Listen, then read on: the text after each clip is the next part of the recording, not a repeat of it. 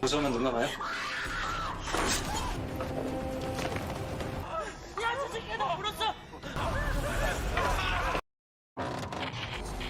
Drama ini menceritakan tentang profiler bernama Kang Won-jo yang kembali bekerja di Pusat Panggilan Darurat 112 dengan dibantu detektif Kang Wo yang misterius. Mereka bekerja sama untuk memecahkan kejahatan dan menangkap pembunuh berantai misterius yang dikenal sebagai Dr. Fabre.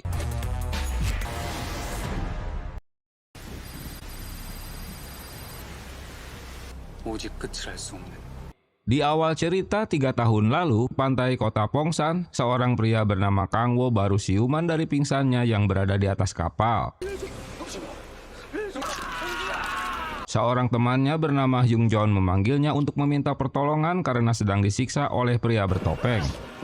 Sayang, Kang Wo juga terikat tangannya hingga tak dapat membantu. Pria bertopeng itu memintanya agar Kang Wo tak ikut campur. Kang Wo terus ngeyel dengan melawan hingga pria bertopeng itu melukainya.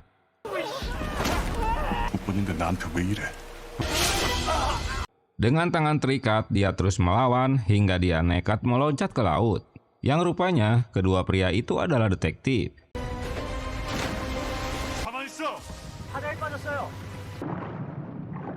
Dan drama Korea Voice Season 2 pun dimulai.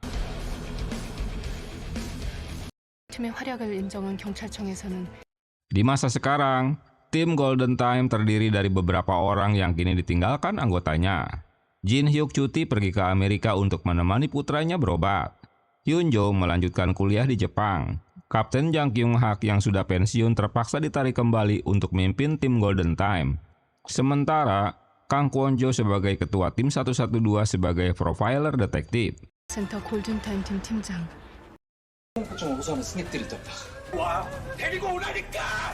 Di tempat lain, seseorang pria sedang membajak kereta api yang berhenti di stasiun dengan membawa bom. Para polisi harus melumpuhkannya untuk menyelamatkan para sandera.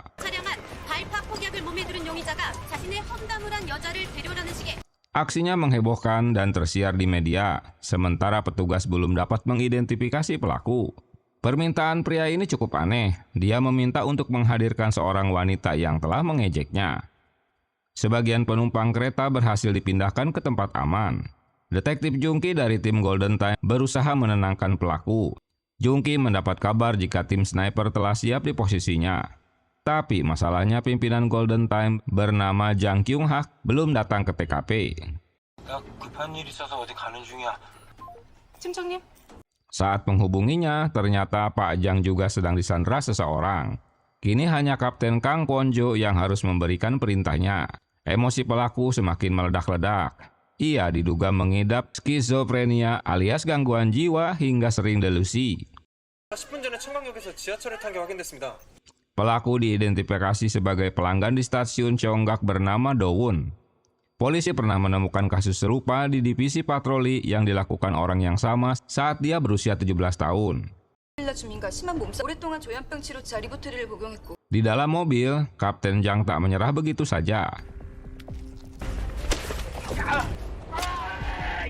Pelaku menusukkan jarum suntik padanya, lalu dia memotong telinga dan memasukkannya dalam dus.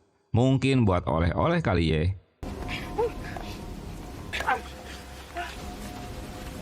Pelaku lalu keluar dari mobil dan menjalankan mobilnya dengan remote.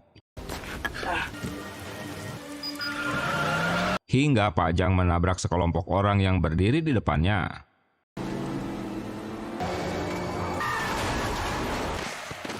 Ternyata si pelaku juga hanyalah kaki tangan dari seorang misterius yang menghubunginya. Awalnya, mereka berencana jika mobil setelah menabrak harusnya nyemplung ke jurang. Tapi Pak Jang membelokkan setirnya hingga mobil menyangkut di pembatas jalan. Karena pelaku emosi hingga sebuah dus terjatuh dari kantongnya.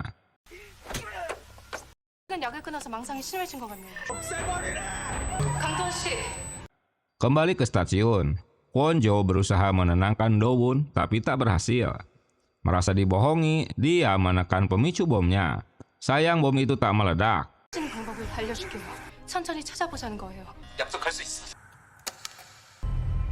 Kesempatan itu dimanfaatkan Jungki untuk menangkapnya.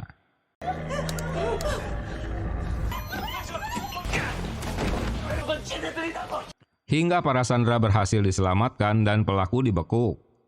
Kwonjo merasa aneh mengapa Pak Jang belum juga tiba. Bahkan pelacakan atasan mereka sedang berada dimanapun tak berhasil diketahui.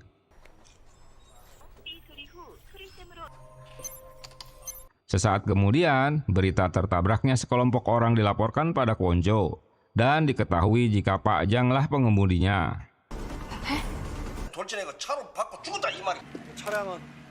Detektif Hong So yang menangani kasus itu melaporkan pada atasannya bernama Inspektur Soyul. Dia terkejut karena pelaku penabrakan itu Komandan Jang. Atasan terus memintanya untuk segera menyelidiki motifnya. Apa benar-benar ini kecelakaan? Ironisnya, tim forensik menemukan narkoba di ceceran darah pada kursi mobil. Sementara polisi menyimpulkan jika Pak Jang mengalami gangguan stres pasca trauma.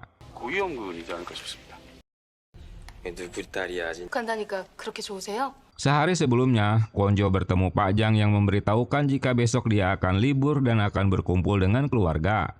Jadi pastikan Kwonjo tak menelponnya. 저도 언니 잔소리는 듣기 싫거든요. Tiba di TKP, detektif Kang Wo merasa ada kejanggalan. Dia teringat dengan kisah 3 tahun lalu saat kelompok ini menyiksa dirinya. Menurutnya, kelompok ini telah kembali melakukannya. Tiba di TKP, Kwonjo dan timnya bersedih dan kecewa karena atasan mereka tewas.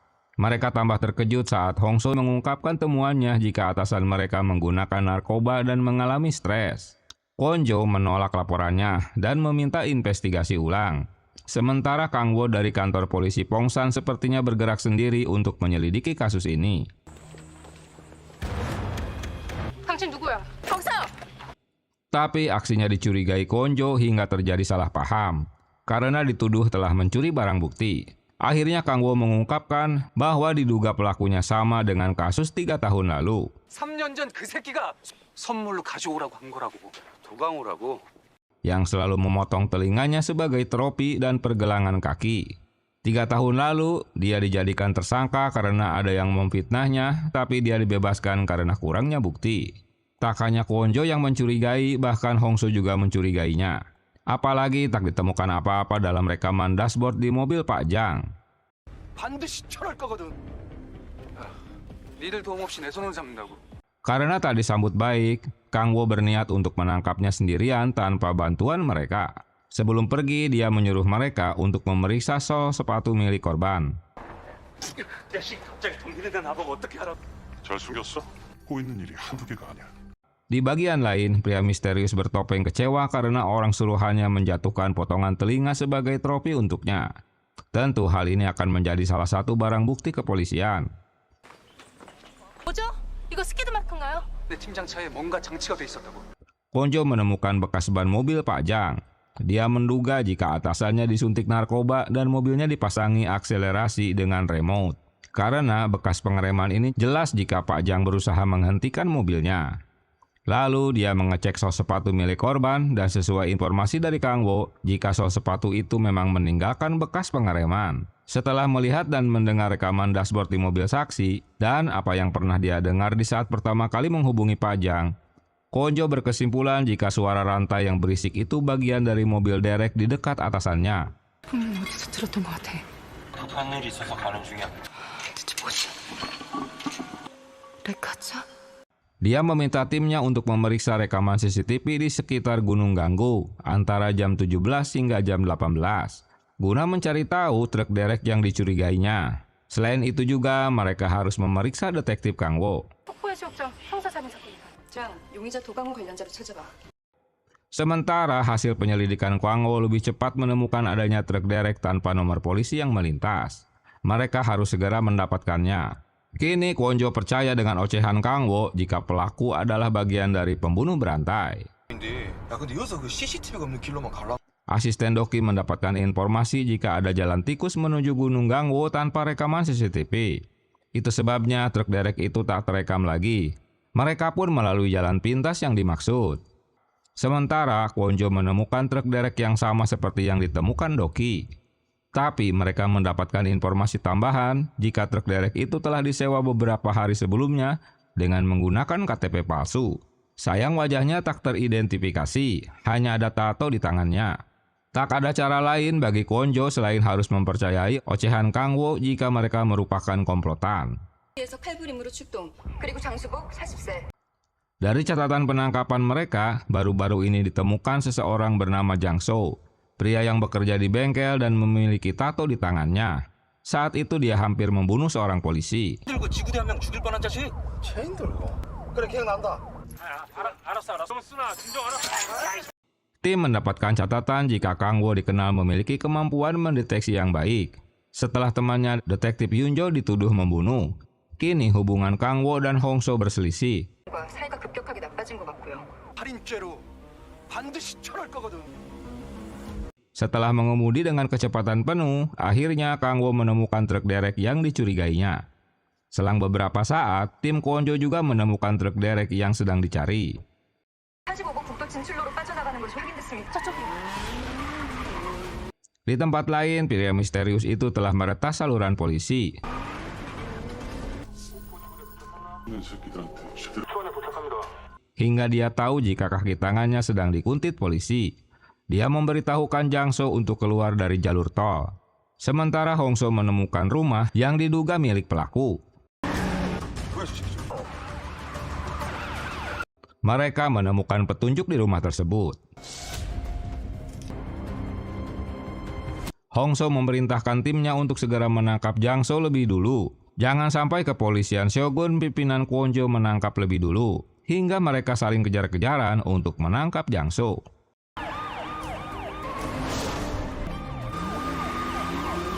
Jang So berhasil menghentikan mereka dengan menabrak mobil di dekatnya.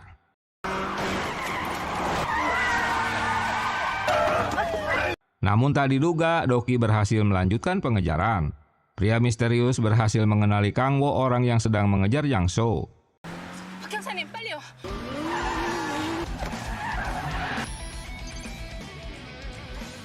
Dirasa akan membahayakan dirinya, pria misterius itu mengaktifkan akselerasi truk derek hingga Jang So tak bisa mengendalikannya. 바꿨는데?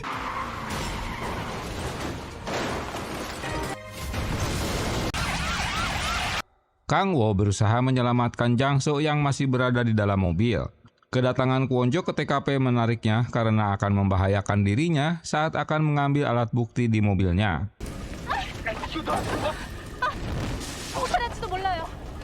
Walau Jang So berhasil dikeluarkan dari mobil, namun nyawanya tak tertolong. Sementara Hong So yang dendam terhadap Kang Wo terus meminta bawahannya untuk menangkap Kang Wo, dengan tuduhan Kang Wo telah mengacaukan penyelidikan. Kang Wo tak mendapat informasi dari Jang So karena dihalangi bawahan Hong So, hingga mereka jadi adu mulut. Kwonjo juga berusaha untuk mendapatkan informasi dari Jang So yang sedang sekarat. Dia hanya mendapat bocoran jika dalangnya itu berada di sekitarnya. Saat memeriksa TKP, mereka tak menemukan siapapun. Sementara Kang Wo bergegas ke rumah Jang So. Dari hasil penyelidikan mereka, diketahui bahwa Kang Wo adalah ahli dalam memecahkan kasus yang tertunda selama ini. 해결사로 불렸지만 사회성이 제로라 지문 찾아내 해결했다는 기록도 있고요. 오범으로 정보원인 것 같습니다. Namun, dia juga banyak memiliki musuh. Dia ditemani Doki sebagai sumber informannya. Kang Wo masuk ke rumah Jang So setelah tim forensik menyelesaikan pekerjaannya.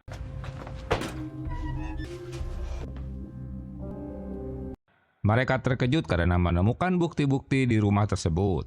Polisi mulai menganalisa temuannya pada kasus Pak Jang yang diculik dan dibunuh, teror bom bundir di stasiun kereta, dan penabrakan para pendaki gunung. 수집한 것으로 추정이 됩니다. 이번 사건 공범 가능성은 왜 배제하시죠? 한 걸로 나옵니다. Kwonjo menolak karena Hong So mencoret dugaan adanya persekongkolan yang dilakukan Jang So. Dari catatan Jang So, saat ditahan polisi sebelumnya, dia orang yang gaptek terhadap komputer. Jadi tak mungkin dia melakukan posting dalam websitenya. Pasti dilakukan oleh orang lain. Tapi pendapat Kwonjo tadi dengar. Hong So tetap menyimpulkan jika pelaku pembunuhan Jang So adalah Kang Wo. Dia juga orang yang telah menerima suap 3 tahun lalu. 준 형사 사건 보고서 보고는 길입니다. 아픈 사건 후벼파는! Setelah mendapat surat penangkapan dari jaksahan, tim Hong So menangkap Kang Wo. 오케이 사인 났거든요. 에이! Sementara Kwonjo melanjutkan ke rumah duka untuk memberikan penghormatan terakhir. Mereka dapat menemukan bukti transfer ke rekening Kang Wo 3 tahun lalu. Tapi alibinya tak cocok. Kang Wo saat itu sedang berada di Seoul saat buka rekening di bank. 코인 가상 계좌를 만들었고 양준영 서쪽이 이상하게 나오던데요? 날짜랑 묘하게 겹치다. Kang Wo sedang berada di Seoul saat seseorang juga sedang membuka rekening atas namanya. Di hari yang sama, Hyung Jo juga membuka rekening virtual untuk Bitcoin dan juga melakukan penarikan uang karena hari itu anaknya Hyung Jon juga akan dioperasi. Kemungkinannya Hyung Jon mengambil stempel milik Kang Wo untuk membuka rekening. Apakah ini sepengetahuan Kang Wo sendiri? 를 알고 있는 사람과 손을 잡는 것. Tak ada cara lain, Kwonjo harus mendekati Kang Wo dengan cara mengajaknya bergabung di tim Golden Time. Sayang, Kang Wo sudah ditahan polisi atas surat penangkapan Jaksa Han. 3 tahun lalu Jaksa Han yang telah menangani kasus Hyung Jon.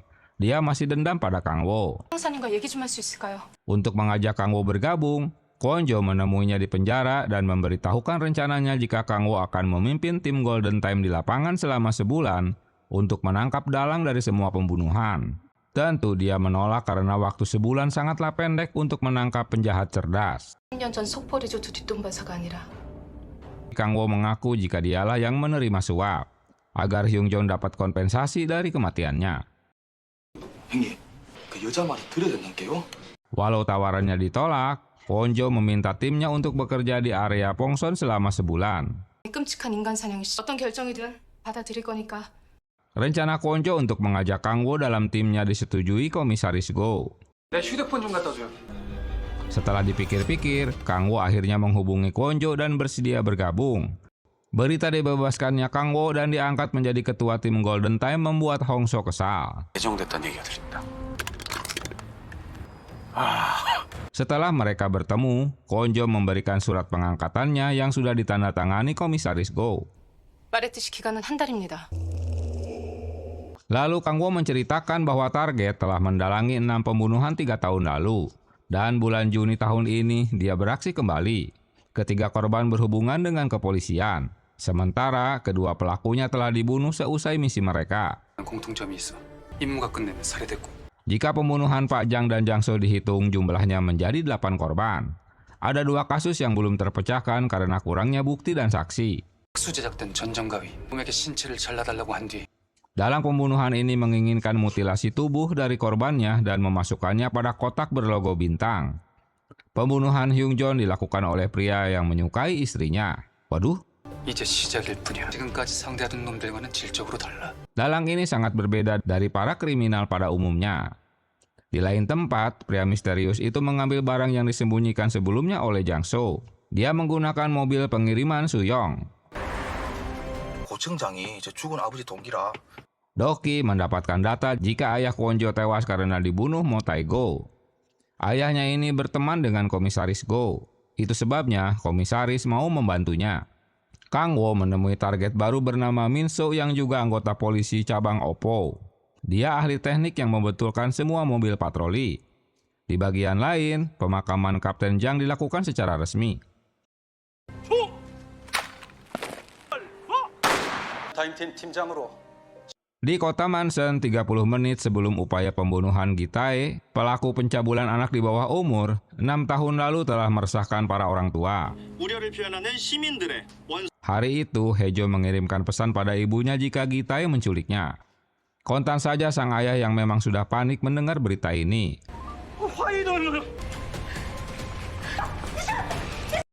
Dia membawa pisau dan bergegas ke rumah Gitae. Berita kepindahan tim Golden Time ke Pongsan membuat Inspektur Seul gelisah. Apalagi Mabes Polisi sudah menyetujuinya. 본청에서 오케이한 걸 이제 와서 지방청이 무슨 소리 미루겠노? Singkat cerita, mereka pun pindahan ke tempat baru. Walau pada ngoceh-ngoceh karena tempatnya berantakan. Hong So memanfaatkan tim Golden untuk menghasut Kang Wo bahwa dia tak bisa bekerja dengan tim. Mereka termakan isu ini karena ponsel Kang Wo juga tak aktif. 센터장님, 그 도팀장이라는 사람 추가.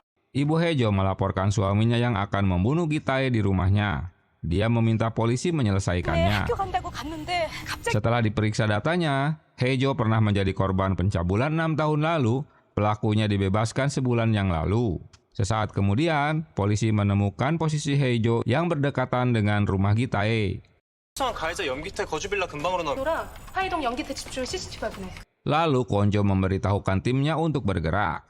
Sementara ayah Heijo tiba di depan apartemennya.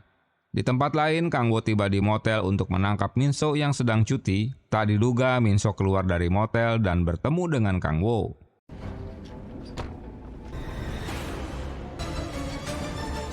Kwon-jo membagi timnya ke dua lokasi berbeda. Sebelumnya, kedatangan Gitae ke toko mereka untuk meminta maaf karena kasus 6 tahun lalu. 정말 죽을 죄를 지었습니다. Tapi malah dihardik orang tua Heijo. 6 tahun lalu, sesuatu terjadi pada Heijo. Dengan marah dia memotong rambutnya agar tak dikenali pelaku yang selalu menguntitnya di sekolah. Hingga membuat Heijo ketakutan. Sementara Gitae di rumahnya sedang bertemu dengan keluarganya. Tiba-tiba kedatangan ayah Heijo bernama Hwang membuat keributan, bahkan menyanderanya karena tak percaya jika Gitae tak menyandera putrinya. Kembali ke Kang-wo, Min-so kabur dari hadapannya hingga terjadi kejar-kejaran.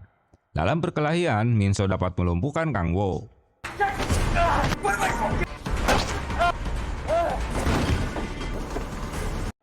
Melalui HT, Kang-wo meminta bantuan Kwon-jo untuk mendapatkan nomor taksi yang sedang dikejarnya. Ulah Kang-wo yang selalu bekerja sendirian telah diingatkan Kwon-jo bahwa itu akan membatalkan perjanjian mereka. Setelah mengetahui kasus pencabulan Heijo, Kang-wo mengalihkan perhatiannya untuk mendatangi rumah Gitae. Sementara Doki yang melanjutkan untuk menguntit Min-so. 따라서 납치위치에 추적하겠습니다. 하고와 양소민이거네. 제가 앞장서겠습니다. Kang-wo bergabung dengan tim untuk mendatangi rumah Gitae, di mana Hwang sedang menyanderanya. 아버님 저 이제 학교에 찾아가지고 너프니까 저 이러다는 기가 Karena kedua ucapan pria itu sama sekali tak berbohong, maka Kwon-jo menyimpulkan jika ini ulah Heijo yang memfitnah Gitae karena dendam. Walau polisi telah memberitahukan bukti-buktinya jika Heijo aman di tempat lain. Hwang tak percaya begitu saja, dia terus mengancam akan membunuh Gitae.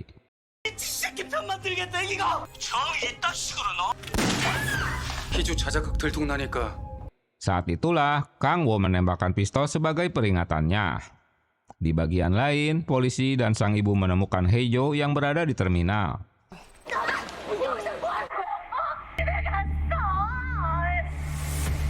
Dengan menyalakan radionya, Hwang dapat mendengar apa yang terjadi pada putrinya.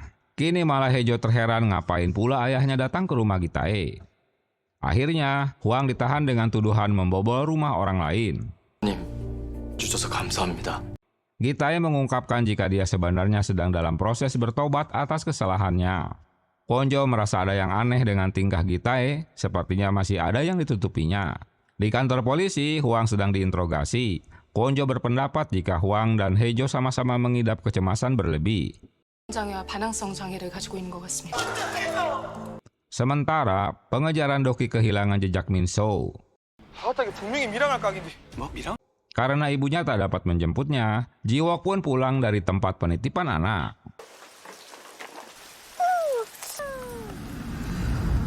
Heijo dan ibunya dibawa ke kantor polisi untuk menemui ayah Hwang. Bukannya meminta maaf, Heijo malah memarahi ayahnya karena ikut campur urusannya. Hingga rencananya untuk memenjarakan Gitae gagal. 아빠가 나대는 바람에 엉망된 거 맞잖아. 여기 나만큼 아픈 사람 없거든? Sesaat kemudian, ibunya menelepon Ji-wook tapi ponselnya tak aktif. 이상하네. Kwon-jo yang memang sudah mencurigai Gitae, dia berkesimpulan jika Gitae akan berulah lagi. Dia memberitahukan hal ini pada Kang-wo. Perkiraannya tepat jika Ji-wook akan menjadi korban berikutnya karena dendam pada Heijo. Anehnya setelah diperiksa gelang kaki milik Gitae, dia berada di rumah. 그리고 염기태 지금 집에 있는 걸로 나오는데요. 지금 집에 없어. Tak percaya dengan status gelang kaki, Kang-wo bersama timnya mengajak ke rumahnya. Sementara sang ibu belum bisa menghubunginya. Menurut tempat penitipan, Ji-wook telah pulang sendirian. Sang ibu menduga beberapa hari lalu, Ji-wook memang berbuat aneh. Dia menggambar teman rahasianya seorang badut yang memberikan balon untuknya. 그림을 그리기 시작했는데 이게 뭔 일입니까? Konjo memberitahukan Kang Wo jika Gitae mengenakan kostum badut untuk mendekati Ji-wook. Kini Kang Wo menyadari jika peralatan badut yang berada di dalam lemarinya. Sementara Konjo memberitahukan timnya jika Ji-wook diculik oleh Gitae. 납치된 정황이 있다. 그래서 황지욱이라는 어린이가 본인의 목숨까지도 위험한 상황입니다. Untuk memeriksa CCTV di sekitar toko ikan di dekat pantai. Mereka bergerak untuk menangkap pelaku. 싼 거라면요? 기타라는 성범죄자에게 남쪽으로, 지구대는 동쪽으로 수색반한다. Dengan menyisir area di sekitar. Akhirnya Gitae tertangkap rekaman CCTV. 연기태로 보이는 삐에로 차림의 남자가 회선을 나눠 수색 바랍니다. Di suatu tempat, Gitae sedang bersama Ji-wook yang tentu dia ketakutan dengan ulahnya. Gitae terkejut mendengar polisi berteriak-teriak memanggil Ji-wook.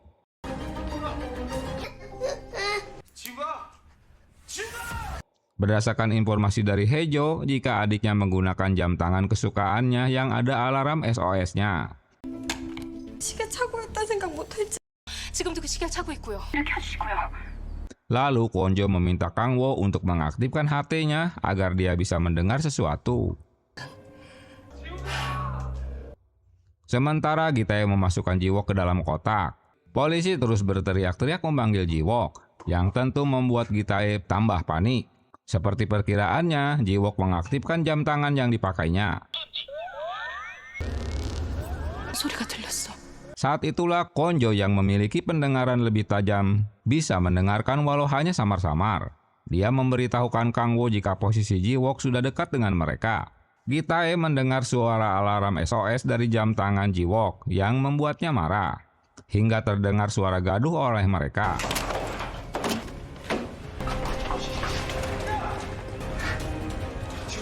Dan mereka pun dapat menangkapnya.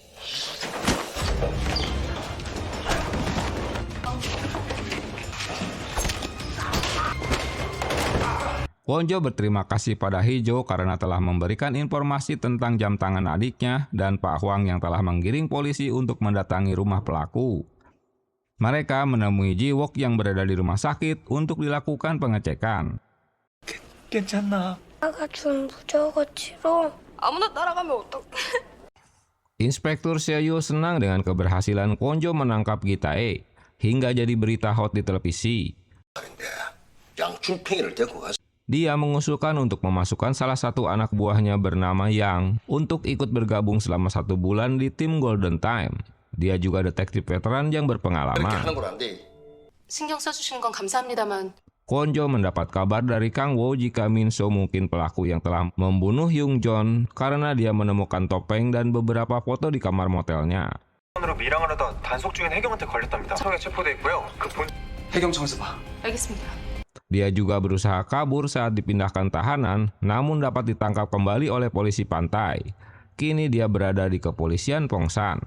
Berita ini dikuping oleh Hongso yang memang akan menemuinya dengan mengajak Yang, hingga mereka membatalkan untuk bertemu. Mereka berdua menemui markas polisi pantai untuk menemui Min-so. 이 모텔방에서 다 나왔다. 저 친구 만들어달라길래 만든 것뿐이라고요. Tuduhan Kang Wo jika dia pelaku pembunuhan dibantah Min-so. Dia hanya menjalankan apa yang diperintahkan seseorang melalui internet. 급발진 프로그램 혹시 가능해? 수고비 3천을 주겠다는 거야. 제 눈을 Orang yang bernama Hercules menyuruhnya membuat program akselerasi dengan bayaran $30.000. Karena kondisi keuangan Min-so yang terjerat hutang rentenir, jadi dia terpaksa melakukannya. 가면서 더라고요. 그럼 Dari keterangan Min-so, Konjo yakin jika dia tak berbohong. Konjo memberitahukan Kang Wo jika Min-so juga hanyalah korban yang dimanfaatkan pria misterius sama seperti Jang-so.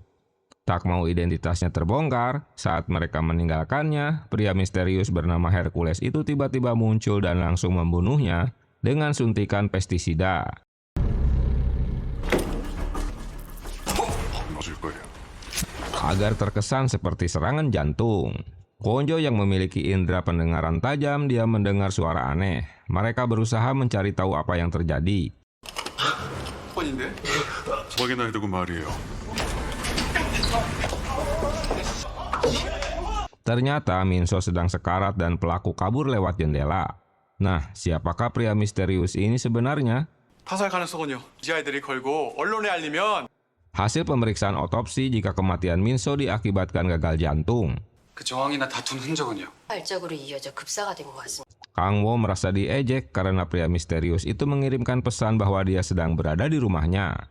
Kwon Jo mengirimkan bantuan ke rumah Kang Wo untuk menangkap pelaku. Tiba di lokasi, mereka berdua menyisir apartemen. Tentulah pria misterius itu sudah menghilang.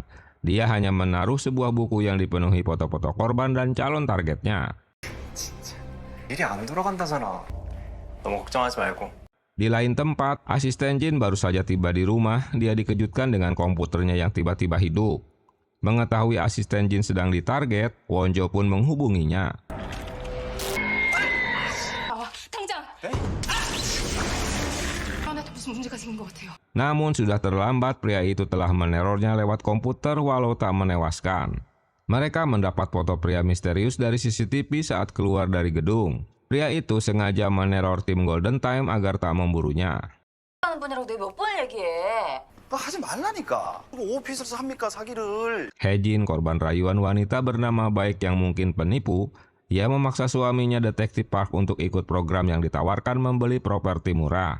Takut programnya diberikan ke orang lain, Hejin berbohong jika suaminya juga telah menyetujui tawarannya. Singkat cerita, Hejin akan bertemu dengan wanita itu. Malam itu, Kang Wo mimpi buruk didatangi temannya Hyung Jon yang telah tewas. 팔을 자른 사람도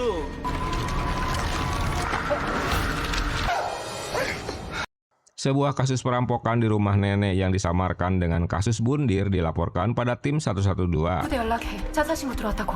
네. 뭔가 이상해.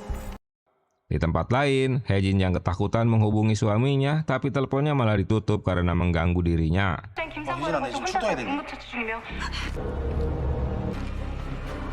Seorang pria menangkap dan menculiknya karena telah dibohongi Hejin.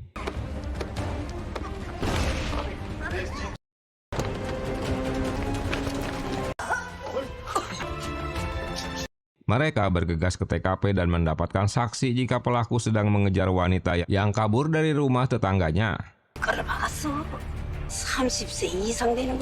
Di bagian lain, pria misterius itu rupanya bagian dari anggota polisi. Dia juga bahkan mengurung ibunya di kamar. Duh, kejam.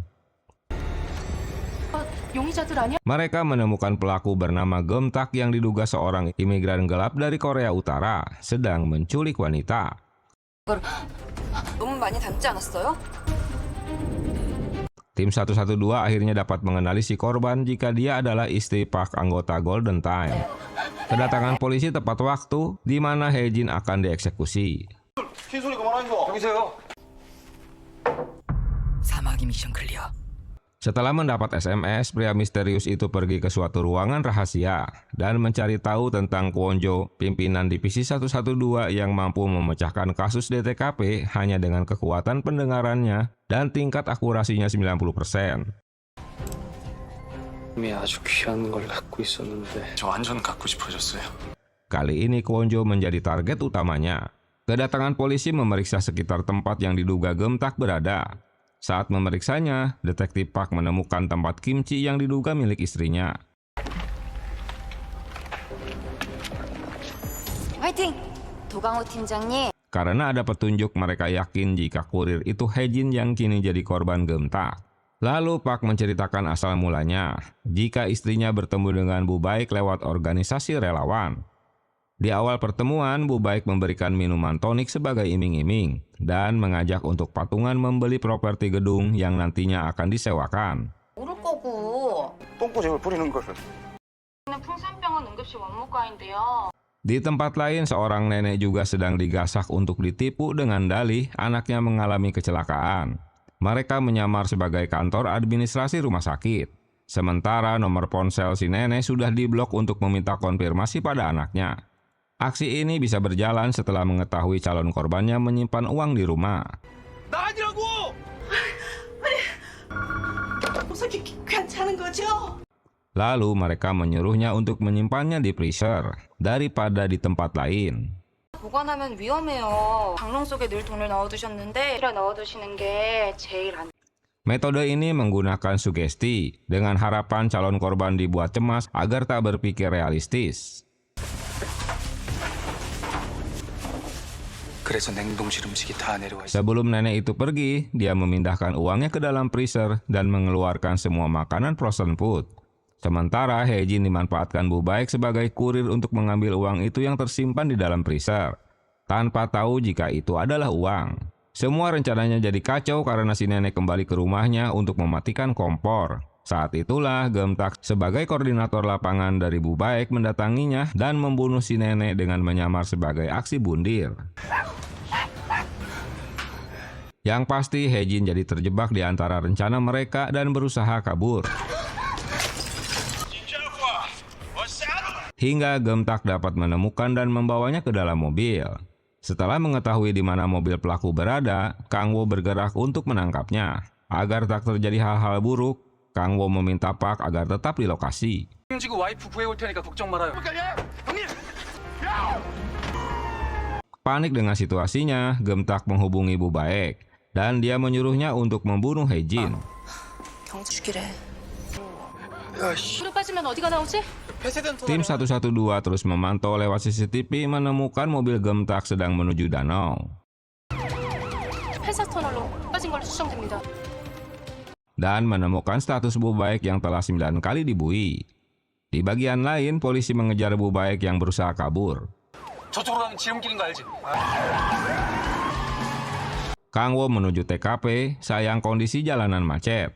Hingga dia harus berputar menuju jalan tikus dan memberitahukan tim patroli untuk segera menuju danau. Di suatu tempat, Geum-tak akan membunuh Hae-jin. Tapi tertunda karena Kang-woo dan tim sudah berada di dekatnya hingga aksi kejar-kejaran berlangsung.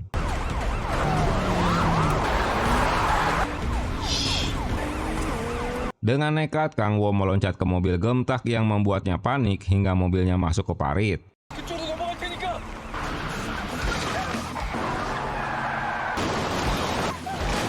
Setelah yang dapat menghalanginya.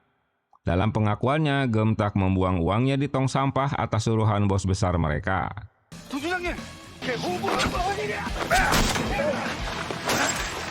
Sementara Bu Baek menuju tong sampah untuk mengambil uangnya, tapi sudah tak ada.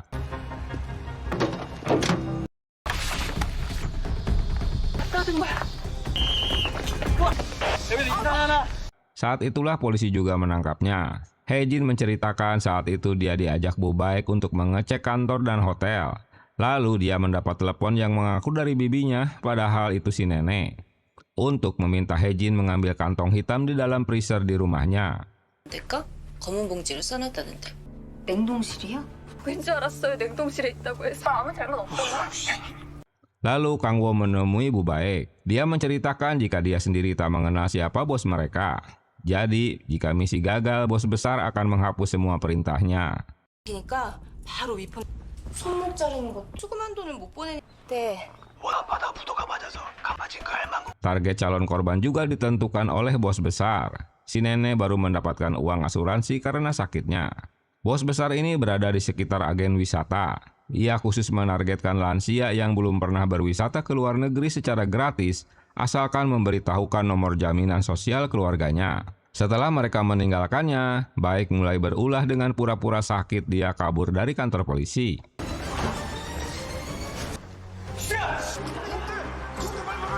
Usai menyelidikinya, Baek ditemukan memesan kapal feri dengan menggunakan wig untuk mengelabui polisi.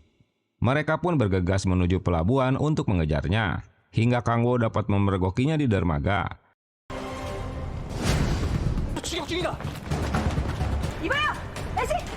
어딜 내빼시려고?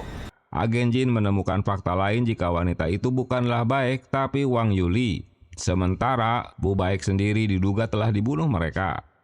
도 팀장님, 그 여자 백미자가 중이고요. 현재 Informasi ini berhasil diteruskan pada Kang-woo, hingga Kang-woo berhasil menghindari serangannya. Tapi si pemilik perahu itu jadi sanderanya. Kang-woo yang keras kepala tak mau tunduk begitu saja. Dia menembakkan pistolnya yang tak berpeluru hingga membuat si wanita itu meloncat dari perahu. 머리에 구멍 난다. 둘. Dan tentu saja menangkapnya. 다이틀 체크 수주를 해주세요. 미안해. 다 내 잘못이. 무혐의 처리될 기다. Atas bantuan Kang, tuntutan Hae-jin dicabut karena dia tak terlibat. Kang Wo mulai menemukan titik terang atas temuan dari Doki jika Do-won mengaku bahwa pria misterius itu memiliki topi kepolisian yang diduga bekerja di kantor polisi Pongsan. Kang Wo merasa aneh karena saat ada penyanderaan di gunung, di saat yang sama pembunuhan Kapten Jang terjadi. Selain itu ditemukan komunikasi Jang So menghubungi Do-won. Do-won menggambarkan jenis topi polisi yang dibawanya. 계장급이지. 계장급이면 Sepertinya dia tergolong kepala unit kejahatan yang tak lain adalah Hong So. Do-won menceritakan awal mulanya dia terlibat bom bundir dikarenakan berkenalan dengan pria misterius bertopeng di internet yang mengirimkan bom dan mengajarinya bagaimana cara menggunakan. Targetnya untuk meledakkan kereta gerbong pertama dengan tujuan balai kota. Pria bertopeng itu mengaku sebagai polisi di jalan Trans Pongsan.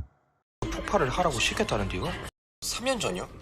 Agen Jin ingin menyelidiki kasus 3 tahun lalu, tapi harus melalui ruangan server khusus yang sudah tak diaktifkan lagi.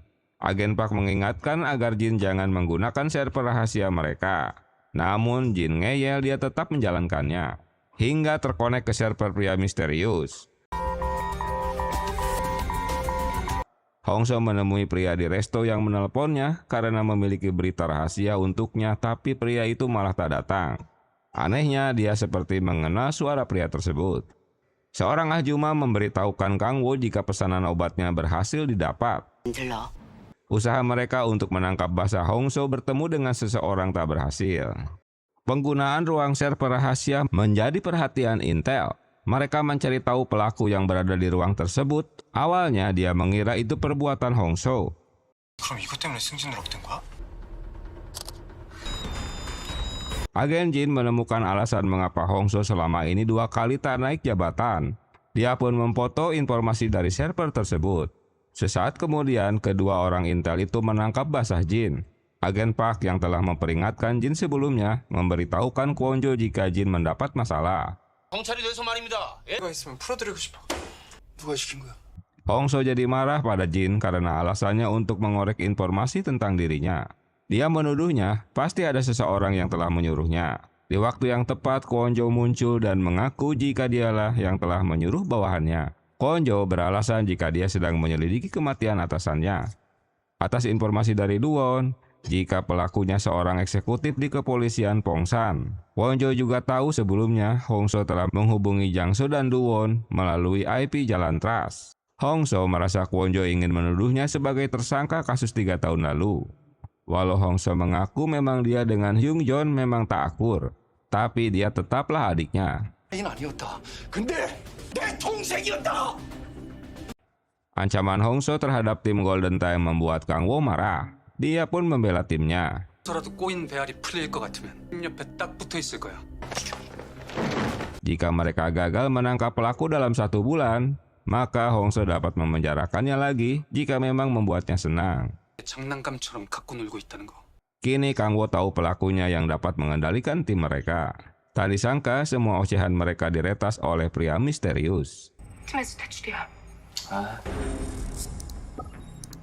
Kwon-jo membeli makanan dan makanannya tumpah karena hampir tertabrak motor. Saat itulah pria misterius itu membantu dan rupanya mulai mendekati targetnya. 고맙습니다. 와주셔서. 해경이세요? 전 가끔 그런 생각을 하거든요. Dengan mengaku sebagai polisi pantai. Selama ini Kang Wo tak ingin rekam medisnya diketahui orang lain. Walau psikiater telah menyuruh untuk berobat. Di bagian lain, Yang kini sudah bergabung dengan tim Golden Time, memberitahukan Hong So jika dia belum mendapatkan informasi apapun tentang penyakit Kang Wo. Hong So teringat 3 tahun lalu di saat adiknya Hyung Jon ditemukan tewas di atas kapal.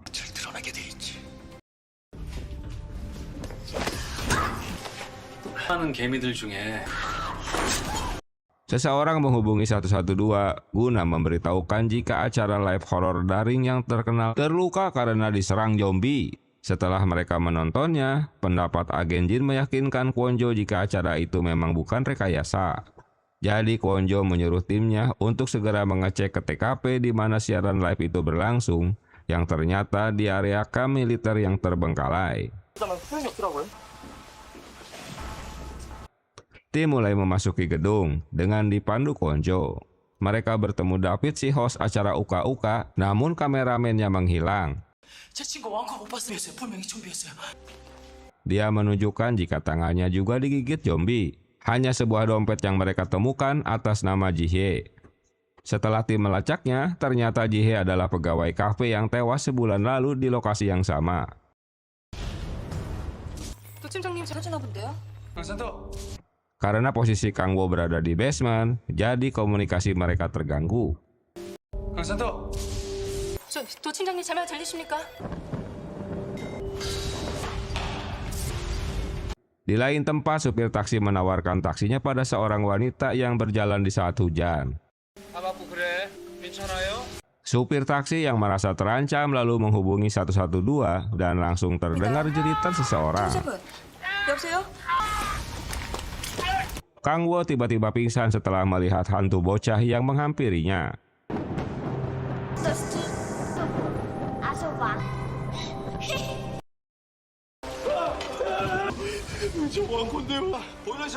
Sementara Park menemukan kameramen yang menghilang dan lehernya juga sudah digigit zombie. Kwon-jo memerintahkan timnya untuk mencari Kang Wo yang tak bisa dihubungi. 도팀장님 무전이 안 되네요. 팀장님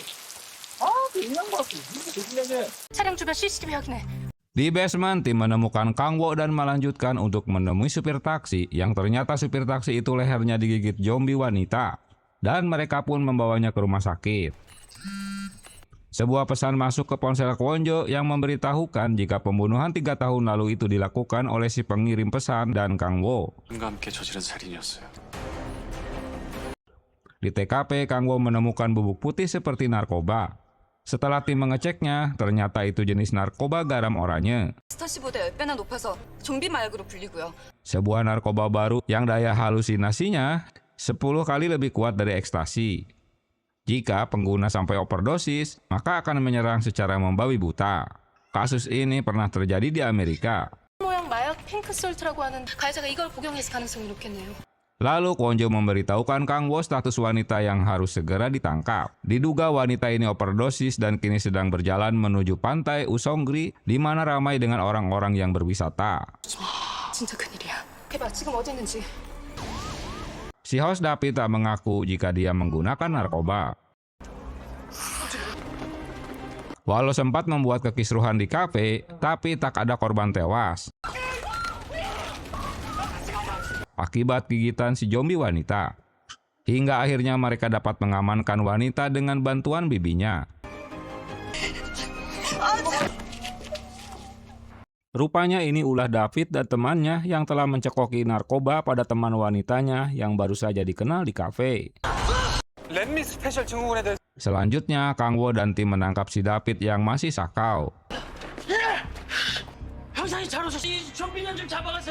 Dan berhalusinasi sambil ngoceh-ngoceh jika zombie itu ada di dekatnya. Penasaran dengan pesan yang diterimanya, Kwon-jo meminta penjelasan Hong-so tentang apa yang terjadi 3 tahun lalu. 쉽게 드러내선 안 되지. 그때 일에 대해서 왜 궁금해진 거지? Kang Wo memang detektif andalan cabang Pongsan, tapi dia psikopat. Tak ada yang percaya jika Kang Wo telah menampoli teman kerjanya hingga tewas. Dia ditangkap karena sidik jarinya terdapat di senjata si pembunuh. Saksi mata juga melihat mereka berkelahi. 절대 죽이지 않았다고 사람 진을 빼도 언제까지 뻗을 거야? Yang membuat Hong-so kesal, Kang Wo masih tak mau mengakui perbuatannya. Dia malah ngoceh-ngoceh menuduh pria bertopeng yang membunuhnya. 공범 새끼가 다 해놓고 나한테 뒤집어 쓰인 거라고 귀머거냐? Yang menjengkelkannya, Kang Wo malah menuduhnya pria bertopeng itu adalah dirinya hingga dia menampolnya. Dengan berpura-pura ke toilet, Kang Wo berhasil kabur dari kantor polisi. Dibarengi dengan menghilangnya barang bukti yang menyangkut Kang Wo. Anehnya, Kang Wo malah kembali ke kantor untuk menyerahkan diri. Kejadian itu membingungkan satu kantor. 도강 팀장이 들어왔는데요. 얘가 자기 발로 걸었어. Kwon-jo tak yakin jika Kang Wo lah orang yang mencuri barang buktinya. Pembicaraan mereka ditutup dengan penasarannya Hong-so mengapa tiba-tiba Kwon-jo ingin mengetahui peristiwa itu tanpa memberitahukan jika Kwon-jo baru saja menerima pesan tentang Kang Wo. 한 달 만에 진범을 잡으려니 시간 내주셔서 감사했습니다. Kwon-jo merasa tertekan karena dalam 1 bulan mereka harus dapat menangkap pelaku pembunuhan yang sebenarnya. Hong-so juga memberitahukan jika Kang Wo mengkonsumsi pil untuk mengatasi kejiwaan. 여기가 안 좋아. 갑자기 자기가 한 일을 기억을 못할 때가 있다고. 못한다고요? Tak diduga pria misterius itu telah meretas ocehan mereka. Tiba di kantor, Kang Wo diberitahukan jika Kwon-jo sedang pergi ke unit jalan trust di mana Hong-so berada.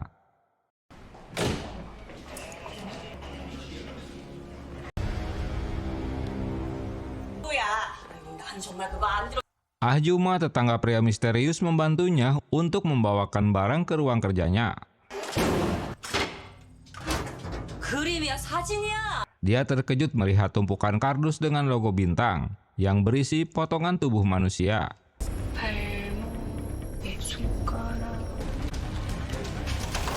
Namun semua sudah terlambat. Pria misterius itu berniat untuk membunuhnya karena gosip yang selama ini disebarkan olehnya tentang ibunya yang tak pernah keluar rumah. Dalam kepanikan, Ah-juma itu disuntik oleh pria tersebut. 반가웠어요. 아 형이야말로 왜 이렇게 강 못 잡아먹어서 안달이야? Di tempat lain, Hong-so mendapat cerita dari tim Golden Time di saat mereka akan menangkap penjahat. Tiba-tiba dia mendengar suara gaduh di dekatnya yang ternyata Kang Wo sedang menganiaya targetnya dengan memukuli pakai batu bata. Anehnya, saat dia menyadarkannya, Kang Wo malah tak menyadari dengan perbuatannya. Di dalam mobil, Kang Wo membersihkan darah yang terdapat di wajahnya dengan meminum obat carbamazepine alias Tegretol 200 mg. Obat untuk gangguan depresi. Saat itulah Hong-so baru menyadari jika Kang Wo terkadang hilang kesadarannya. 블랙아웃 증상이 있다는 걸. Penyakit yang bisa membuat penderita tak ingat akan perbuatannya. Yang mengejutkan Kwon-jo bahwa Kang Wo ahli dalam pembunuhan mutilasi. Di masa kecilnya dia juga pernah tinggal di Jepang.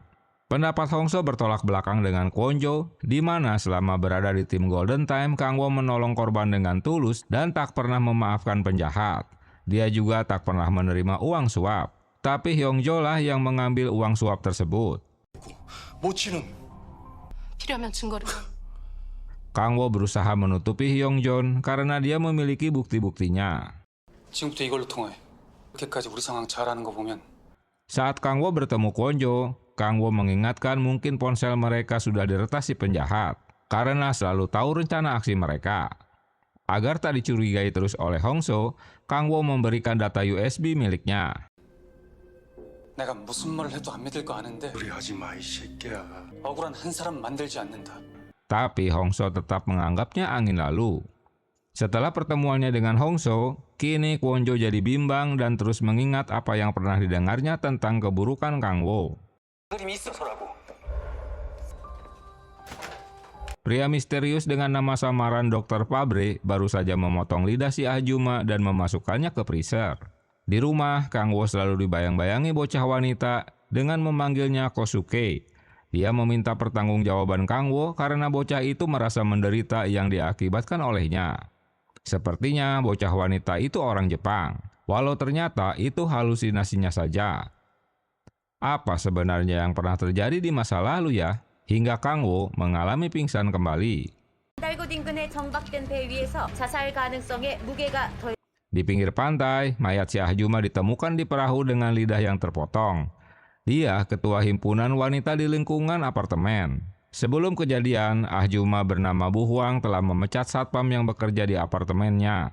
Diduga pembunuhan ini dipicu karena dendam. Setelah membunuh Bu Huang, lalu satpam itu bundir di perahunya. Kini kasusnya ditangani Hong-so. Dalam keterangan Yang, Kang Wo tak keluar rumah setelah pulang kerja, sehingga alibinya kuat.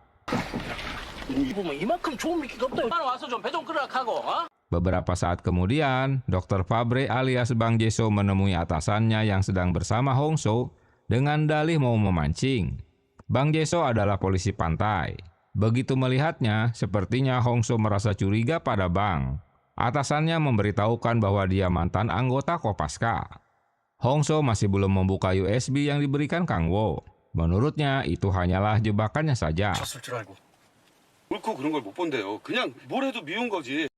Kang Wo mendapat laporan tentang kematian Bu Huang. Yang menarik perhatiannya, dia menemukan tuas kendali untuk memancing seperti yang pernah ditemukan di kasus masa lalu. Lalu Kang Wo meminta tim 112 untuk menyelidiki tersangka Hyuk Jin apakah pernah bergabung dengan situs memancing. 베스 낚시 게임에 최근에 가입했고 레벨은 초급이네요. 이거 IP 주소가 영화관 예매 서버예요. Hasil penelusuran diketahui jika dia bergabung dengan situs memancing dengan level pemula. Lalu dia bergegas ke pos satpam di apartemen korban. Dia melaporkan pada Kwon-jo jika kasus pembunuhan yang baru saja terjadi modus operandinya sama dengan Do-won dan Min-so. Diam-diam, Kwon-jo menyelidiki tentang Kang Wo. Dia mendatangi psikiater yang selalu memberikan obat untuk Kang Wo. Psikiater itu membenarkan jika Kang Wo memiliki masalah oksigen yang tersalurkan ke otaknya. Itu sebabnya dia kadang-kadang mendadak pingsan atau tak ingat apapun jika pasokan oksigen ke otaknya terhenti. Semua dipicu jika dia marah atau tertekan karena stres. 게다가 지금 상태가 좀 안 좋아요. 일이 생길 수도 있어요. Dokter telah menyarankan agar Kang Wo dirawat di rumah sakit. Park Eun-so menerima pesan dari mantan pacarnya bernama Ho Min.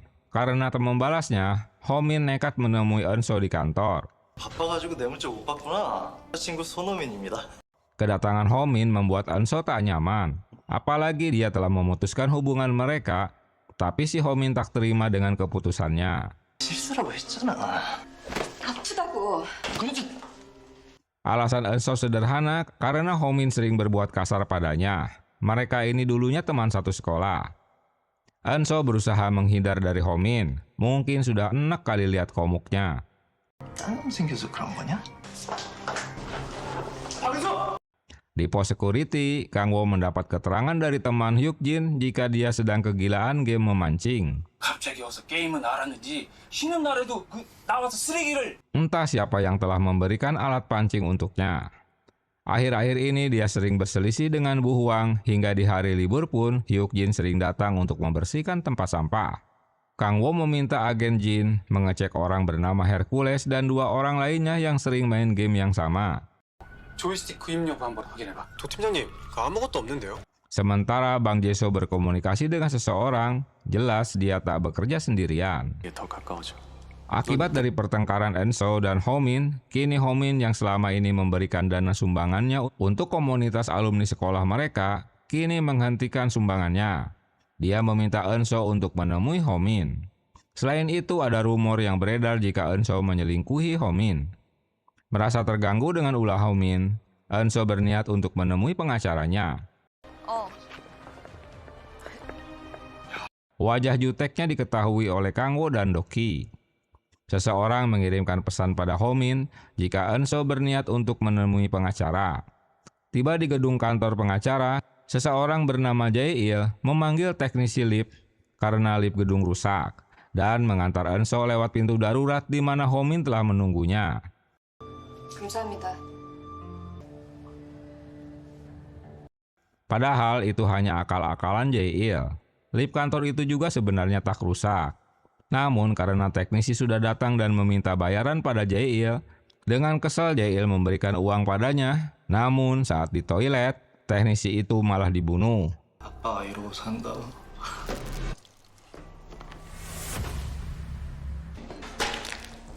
Ternyata Jae-il ini kelompok Bang Jae-so. Di tangga darurat, Eun-so menodongkan pistol listrik pada Ho Min. Dengan triknya yang seolah-olah masih cinta mati pada Eun-so, tentu tak membiarkannya pergi begitu saja. Dia pun mulai berlaku kasar. 내 앞에 절대 나타나지 마. Kwon-jo merasa ada yang tak beres dengan bawahannya, lalu meminta tim menghubunginya. Di bawah ancaman Ho Min, Eun-so berbicara seperlunya. Tapi dia berhasil mengirimkan kode Zero pada atasannya. 박연, 괜찮아? 제로예요. 너무 걱정하지 마세요. Hingga membuat Ho Min marah. Dengan kekuatan pendengarannya, Kwon-jo merasa bawahannya sedang tertekan. 모든 메시지 다 캡처해서 증거로 제출할 테니까 손오면 인적 사항 좀 넘겨주고. 회장은 외아들로 미국 의대 나왔고요. 저한테 구조 신호를 보내온 것 같고요. Lalu ia memberitahukan Kang Wo jika Eun-so diculik pacarnya. 잠깐만요. 손호민 미국 유학 시절부터 Singkat cerita, tim Golden Time bergerak menuju Villa Homin. Misi utama untuk menyelamatkan Enso. 2층에서 격한 몸싸움이 벌어지고 있습니다. 별장 입구 쪽으로 포위에 들어갈 예정이다. Saat mengintai ke dalam villa, detektif melihat perkelahian di sebuah kamar. Setelah mereka memasuki villa, mereka menemukan bercak darah di sebuah kamar yang telah tercampur dengan cairan pembersih yang tentu saja untuk merusak barang bukti. Mereka dikejutkan dengan kondisi Homin yang sudah sekarat karena luka tikaman dengan pisau bedah. 손호민은 메스로 찌르고 도주했다는 건가요? Sementara sebuah mobil melaju dengan oleng. Awalnya mereka menduga jika Enso yang menikam Homin. Karena korban masih hidup, mereka pun membawanya ke rumah sakit. Melihat penikaman di perut Homin, Kang Wo berpendapat jika pelakunya 2 orang.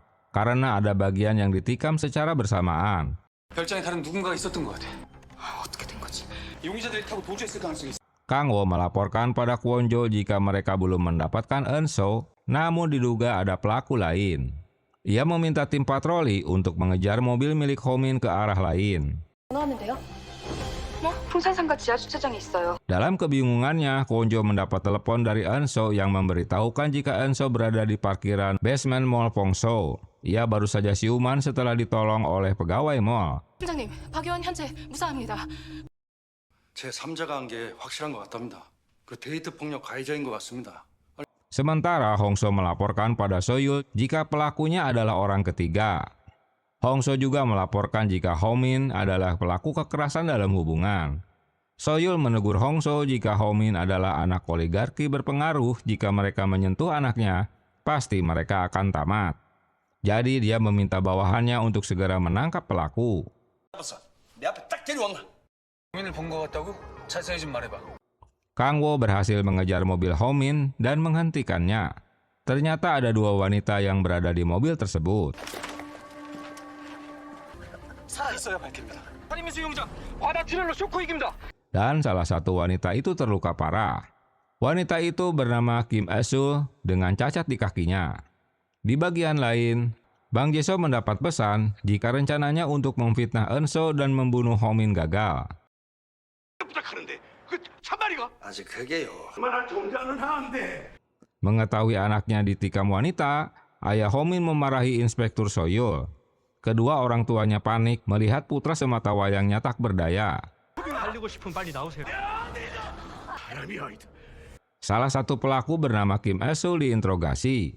Cacat di kakinya rupanya karena ditabrak oleh Homin di saat dia menolak untuk melanjutkan hubungan mereka karena kebiasaan Homin melakukan kekerasan dalam hubungan. 승무원은 그만둬야 했고요. Cacatnya ini membuat Kim Esul harus berhenti jadi pramugari. Dan untuk wanita kedua bernama Heji, ia juga korban dari kekerasan Homin. Ayahnya meninggal karena kecelakaan mobil misterius. 시원하다는 말 말고는요. 죄를 지은 거라고요. 안 죽었다고요? Kim Esul terkejut mendengar Homin belum tewas. Ia menceritakan jika Heji yang menemuinya lebih dulu. 방송국에 제보하려는 손호민 알죠?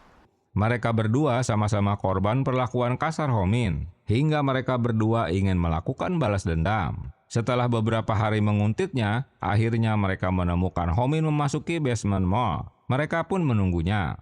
Hingga rekaman CCTV di pintu keluar parkir dapat mengenali mobil sewaan yang dikendarai wanita. 여성 운전자입니다.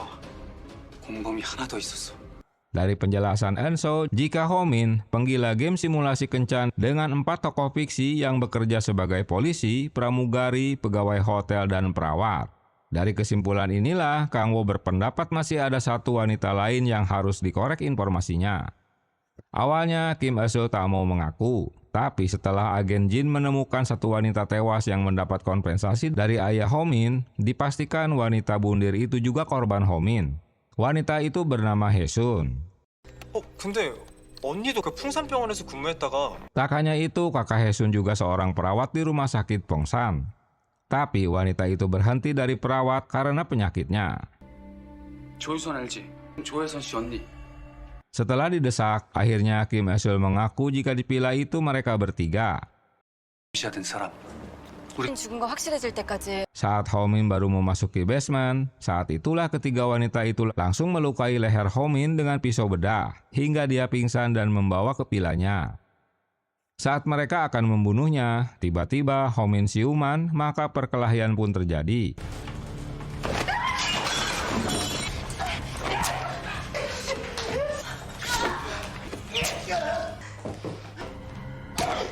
Hingga mereka dapat menikam Homin dan tergeletak di lantai. Mereka kabur di saat Kang Wo dan tim tiba di TKP. Kedatangan ayah Homin ingin menghardik pelaku dihalang-halangi mereka. Karena ngeyel, Anso memberitahukan jika dirinya juga korban kekerasan anaknya. Bukannya sadar, si ayah malah menyuruh Anso untuk berlutut. Kegaduhan itu membuat Kang Wo jadi terganggu. Dia yang kesal malah mau ditampol, hingga Kang Wo jadi mendorongnya. Keributan berhenti setelah istrinya dan Inspektur Seyul menemuinya. Guna memberitahukan jika operasi putranya gagal, jadi mereka harus memindahkannya ke ICU. Di rumah sakit, seorang perawat memasuki kamar Homin dan memberikan suntikan obat padanya. Ternyata wanita itulah bagian dari kelompok Kim Il-sung.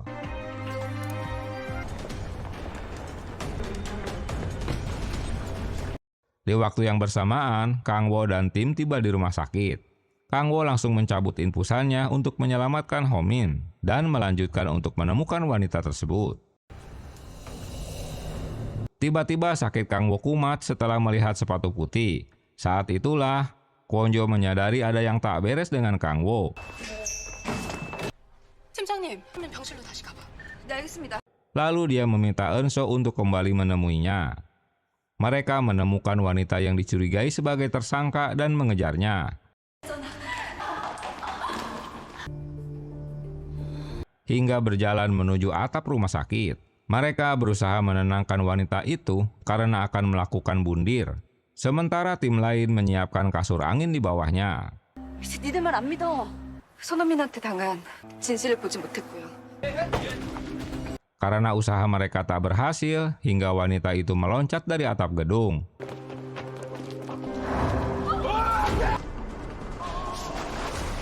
Untunglah tepat mengenai kasur pelindung. 에어매트 위로 떨어졌습니다. Ayah Homin kecewa karena tim dokter dan polisi tak dapat menyelamatkan anaknya. Berdasarkan keterangan dari pengawalnya, orang yang terakhir menemui Homin adalah Kang Wo.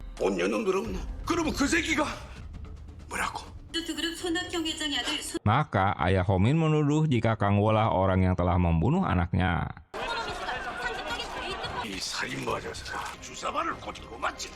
지금 무슨 말씀하시는 겁니까? Kang Wo tak mau menanggapi ocehan ayah Homin. Dia pergi dari rumah sakit.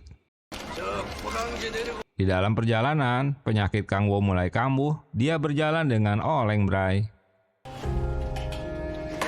Saat akan meminum pilnya, sayangnya pilnya juga sudah kehabisan. Saat itulah suara hantu bocah wanita itu terngiang-ngiang di telinganya yang meminta telinga si bocah dikembalikan. Dokter menemui Kwonjo karena ada informasi mendesak yang harus diketahuinya. Dokter menceritakan 27 tahun lalu saat masih pelatihan forensik di kepolisian Jepang. Ada seorang anak yang telinganya dipotong dan disimpan di kotak berlogo bintang. Mayatnya juga ditemukan di sekitar TKP. Pelakunya seorang pria pengemudi taksi bernama Masutaka, blasteran Jepang Korea berusia 40 tahun, sambil menunjukkan potongan surat kabar saat itu. Saat materi Kang Wo dikirimkan padanya, dia teringat karena anak Masutaka tak diliput media. Jika anaknya juga ikut membantu ayahnya membunuh. Anak itu bernama Kosuke yang masih berusia 10 tahun. Jika ditulis dengan aksara Mandarin berarti Kang Wo. 그 한자를 한국어로 하면 미워란 아이를 주인하고 강우라고 읽는다.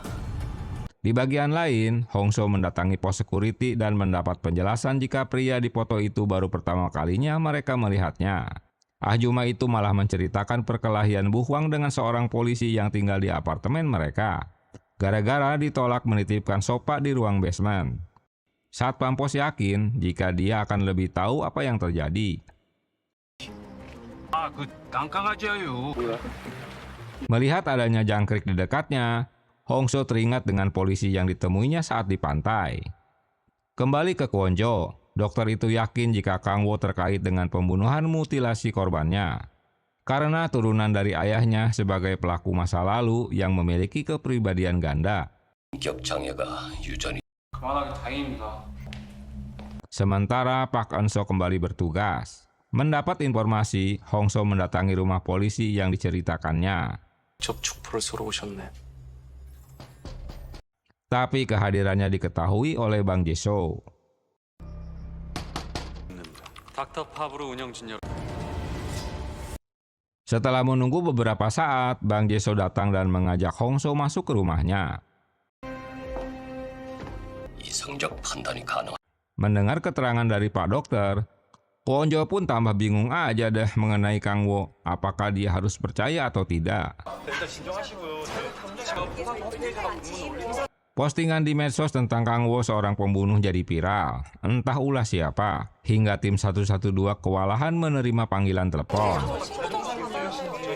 91년 후지야마 사건 보고서 확인했는데 Agen Jin mendapat informasi tentang kasus 119 di Fujiyama jika sidik jari Kosuke dan Kang Wo adalah sama. Begitu juga dengan sidik jari ayahnya sama dengan yang terdaftar di Korea. Kwonjo tambah panik setelah mereka juga tak dapat menghubungi Kang Wo. 이 방은 뭔데? 나는 죽사장 있어가 뭐가. Kembali ke Hongso. Karena pertanyaan-pertanyaan Hongso menyinggung Bang Jae-soo, dia pun meracuni minumannya. 죽어라. 죽어. 최초의 살인자. Hingga Hongso tak berdaya. Peristiwa pembunuhan tahun 1991 di Jepang, seorang bocah bernama Miho tak kembali sepulang sekolah. Miho malah ditemukan tewas di dalam sumur. Satu telinganya dipotong, ditemukan di dalam kotak, lalu pelaku dihukum mati. 상황에서 주민한테 신고 전화가 들어왔는데 Sesaat kemudian, tim menerima telepon dari warga di sekitar pelabuhan Sokpo. Seorang pria meninggalkan tanda pengenal Hongso dan kotak yang berlumuran darah. Pesan yang persis sama dengan 3 tahun yang lalu pada kasus Yungjon. 써져 있고요. 그리고 Saat mereka akan pergi ke TKP, detektif yang menerima pesan dari ponsel Hongso jika Kang Wo yang menyekapnya. Tim dapat menemukan rekaman CCTV di dekat dermaga mengenakan jas hujan dengan ciri-ciri seperti Kang Wo. Di dermaga, Kang Wo memang berada di sana. Dia mendengar berita di televisi yang sedang memojokkan dirinya. Ia juga terluka karena tikaman di perutnya.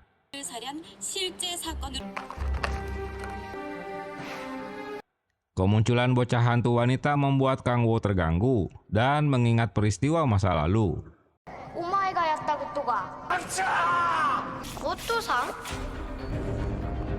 Seseorang mengirim pesan pada Bang Jae-soo jika dia baru tiba di Seoul. Tiba di TKP, detektif tak menemukan Hongso dan Kang Wo. Detektif yang menyalahkan jika ini ulah Kang Wo, sementara detektif Park membantahnya. Tapi yang memiliki bukti pesan yang dikirim dari ponsel Hongso jika dia disekap. 홍이동으로 확인됐고요. 다들 안전 따위에는 관심도 없었겠죠. Detektif yang menyalahkan Kwonjo karena telah merekrut Kang Wo di timnya. 도광호 팀장님 오피스 Sementara tim lain mendatangi rumah Kang Wo, menemukan ponsel dengan bercak darah. 혈흔이 발견됐답니다. Peristiwa ini membuat Inspektur Seul marah besar karena Kang Wo juga dituduh telah membunuh Homin. 특정할 증거는 아무것도 없습니다. 얼마 감사한다고? Kali ini Hongso menghilang padahal ia telah berkali-kali melarang Kwonjo untuk merekrut Kang Wo. Atasan menyuruhnya untuk memasukkan Kang Wo sebagai DPO. 센터장님, Jam 7.30 malam, tepat 9 jam 30 menit setelah Hongso menghilang, Kang Wo baru menghubungi Kwonjo. Dia mengajaknya bertemu karena ada masalah penting. Ternyata pembicaraan ini diketahui Seoyul dan menyuruh bawahannya untuk menguntitnya.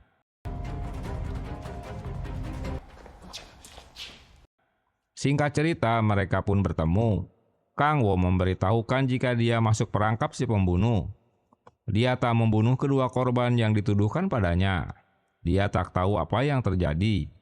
Merasa dibohongi oleh Kang Wo karena merahasiakan tentang hilangnya kesadaran dan latar belakang ayahnya, Kwon-jo menodongkan pistolnya sebab tak mempercayai lagi ocehannya. 감추는 게 있으면 더 이상 공존은 없다고요. 사진으로 찍은 것처럼 동일하다고요. 아버지는요? Karena memang tak bersalah, Kang Wo bukannya kabur, tapi malah mendekatkan pistol pada tubuhnya. 우리끼리 의심하고 증오해서 Dia tak tahu mengapa pembunuh itu mengincarnya. Yang pasti semua ocehannya pada Kwon-jo benar. 당신 앞에서 떠드는 이 아무런 거짓이 없어. Menyadari ada polisi lain, Kang Wo memberikan mikrofon ultrasensitif miliknya dan kabur dari tempat tersebut.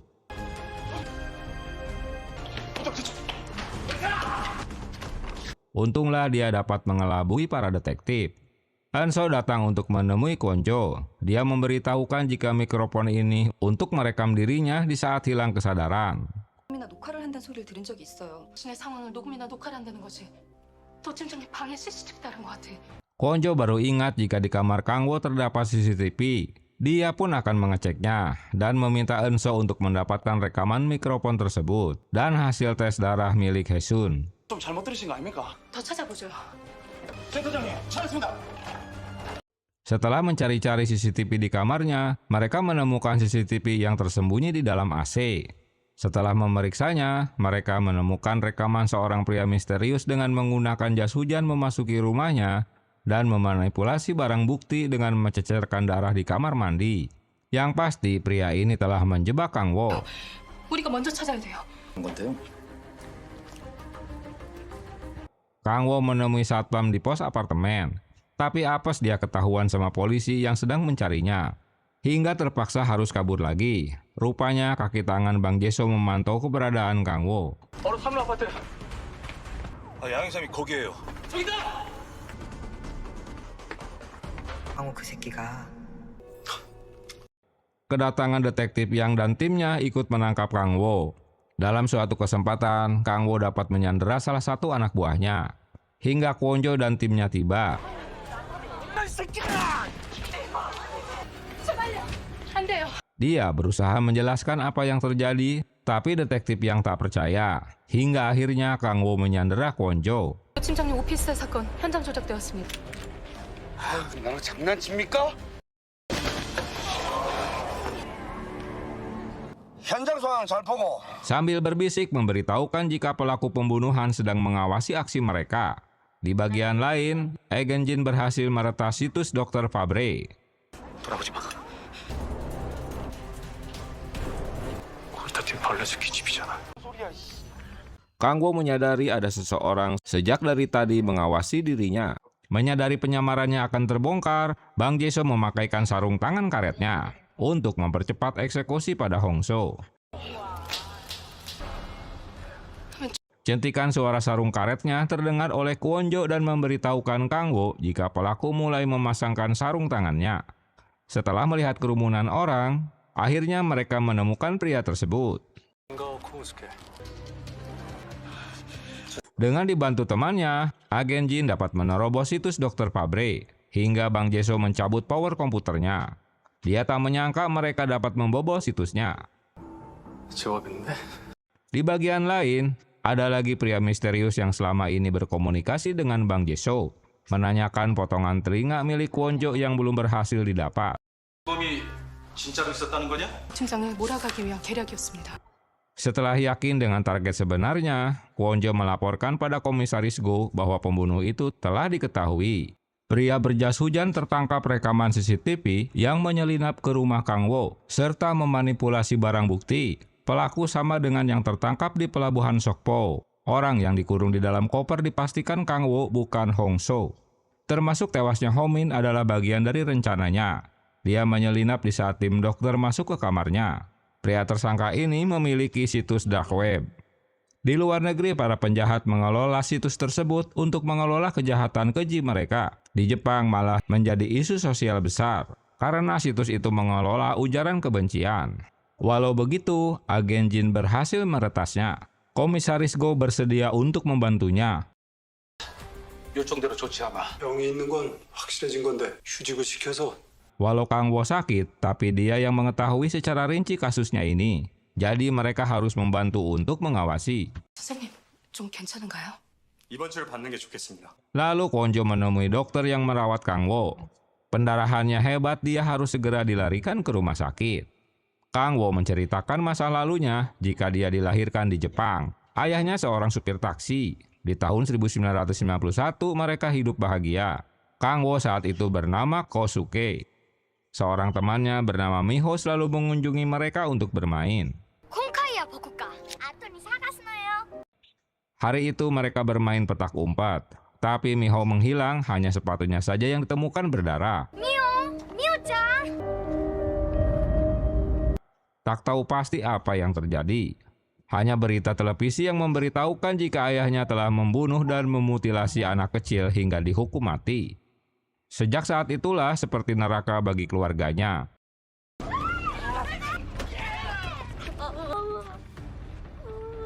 Ibunya sering dipukuli orang-orang atas kejahatan ayahnya serta cacian yang tertulis di pintu rumahnya.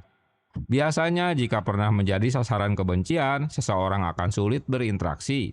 Saat itu hanya Hyung-joon yang mau mendekatinya. 손을 내밀어 준 게 형준이야. 이게 뭐냐? 껌 잘 잡으면 되는 거지. Suatu hari kesadarannya mulai menghilang lagi. Seseorang memanfaatkan situasi tersebut untuk membunuh Hyung-joon.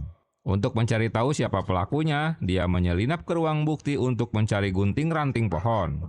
Dia menginvestigasi kasusnya sendirian, hingga akhirnya bergabung dengan tim Golden Time. 또 뭐가 진실인지 모르지만 소리에도 귀를 기울이고 싶어서. 진서율이 혼자입니다. Seorang wanita memata-matai agen Jin di apartemennya karena telah meretas situs mereka. Kini Jin menjadi target utama Bang Jae-soo.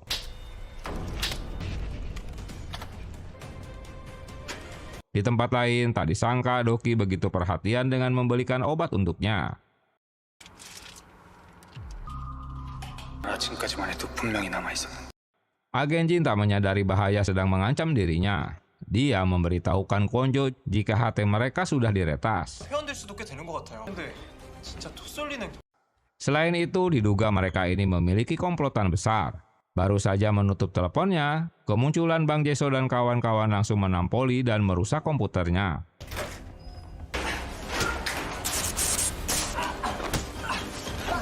Dalam ketakutan, Jin disuruh berbicara dengan Kwon-jo. Jae-soo memperingatkannya agar mereka harus tiba di TKP dalam 3 menit. 그게 무슨 소리야? 그놈이 거기 있는 거야? 이 새끼 열 손가락은 다 붙어있을 거고. Jika tidak, jarinya akan dipotong. Berita itu membuat Kwon-jo panik dan memberitahukan Kang Wo untuk mendatangi Mes Pongsan. 도로 주변 경찰 및 119 구조대 지원 바란다. Jae-soo kali ini hanya mengirimkan pesan peringatan pada kepolisian agar tak mengganggu dirinya. Terbukti dengan tidak membunuh agen Jin. Mereka hanya memotong satu jarinya saja dan salah satu pelaku memberitahukan komplotan lain untuk menyalakan kembali listrik di tempat itu. Kedatangan tim langsung bergegas ke tempat Jin. Dengan ketajaman pendengaran, Kwon-jo menyadari ada seseorang yang berjalan di ruang mesin. Sayangnya dia tak mengeceknya. Mereka tiba di saat komplotan Bang Jae-soo sudah pergi. 좀 전에 새끼 혹시 넣어갖고요. Agen Jin memberitahukan jika mereka bertiga dan memasukkan potongan jari tangannya ke kulbok. 놈들이 진열 손가락. Dari penyelidikan tim 112, jika kamera CCTV di TKP mati beberapa menit sebelum kejadian. 어떻게 됐습니까? 혹시 절단 환자입니다. 선생님 호출 부탁드립니다. Menurut tim ambulan, jari ini harus ditemukan dalam waktu 6 jam, agar sarafnya masih bisa disambungkan. Jika tidak, dia akan cacat seumur hidup. Mereka pun akhirnya membawa Jin ke rumah sakit. Jae-soo mengumpulkan kotak-kotak organ manusia dan memasukkannya ke kulbok. Sementara mayat Hong-soo masih dibiarkan tergeletak dengan dibungkus plastik. 나홍수 계장을 포함한 다른 희생자들 역시. Karena situasi makin mencekam, Komisaris Go langsung memimpin rapat dengan jajarannya. Kwon-jo menjelaskan jika pelaku memiliki data pribadi semua timnya.